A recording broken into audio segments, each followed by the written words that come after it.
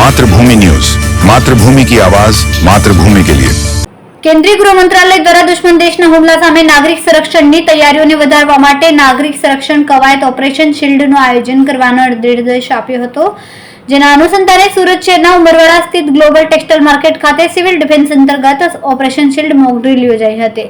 સંભવિત યુદ્ધની સ્થિતિમાં નાગરિકોને સુરક્ષિત અને જાગૃત રાખવા માટે ઓપરેશન શિલ્ડ નામથી આ સામૂહિક કવાયત હાથ ધરાઈ। એર સ્ટ્રાઇકના કારણે ગ્લોબલ માર્કેટમાં આગ લાગી હતી। ઇમરજન્સી ઓપરેશન ખાતેથી ફાયર 108 એમ્બ્યુલન્સ તથા પોલીસ સહિતના વિભાગોને તાત્કાલિક ઘટનાસ્થળે પહોંચવાનો નિર્દેશ આપ્યો હતો। આગ થોડા સમયમાં જ વિકરાળ બની હતી। સાયરન વગાડીને હવાઈ હુમલો થવાનો સંકેત આપીને માર્કેટના વેપારીઓ, ગ્રાહકો, આસપાસના રહેણાંક વેપારીઓ લોકોને સુરક્ષિત સ્થળે ખસી જવા એલર્ટ કરવામાં આવ્યા હતા। આજે સુરત ખાતે ઓપરેશન શિલ્ડના ભાગરૂપે એક મોકડ્રીલનું આયોજન કરવામાં આવેલ છે।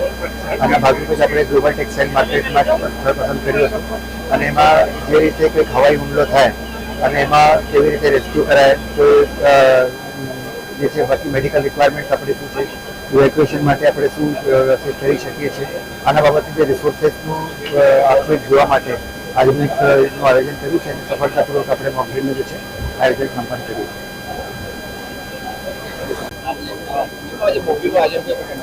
ભારત સરકારશ્રીની સૂચનાથી અને ગુજરાત સરકારશ્રીના માર્ગદર્શન હેઠળ આજે સુરત શહેરમાં ઓપરેશન શિલ્ડ અંતર્ગત મોકડ્રીલનું આયોજન કરવામાં આવ્યું છે। ટેક્સટાઇલ માર્કેટ જેવા ક્રાઉડેડ વિસ્તારમાં વિવિધ વિભાગોના સાથે સંકલન કરીને જેવા કે civil defence, police, fire, health, police commissioner office, collector office, Surat મહાનગરપાલિકા મળીને કોઓર્ડિનેટેડ વેમાં મોકડ્રીલનું આયોજન કરી રહી છે। આપ જોઈ શકો છો કે ખૂબ મોટી સંખ્યામાં લોકો આ મોકડ્રીલમાં જોડાયેલા છે, યાની કે જાગૃતતાના ભાગ સ્વરૂપે સુરત શહેરના લોકોનું પણ ખૂબ સારું પ્રતિસાદ અને એમનું પાર્ટિસિપેશન મોકડ્રીલમાં જોવાનું મળી રહ્યું છે। 8 થી 8:30 વાગ્યા સુધી બ્લેકઆઉટનું પણ આયોજન કરવામાં આવ્યું છે।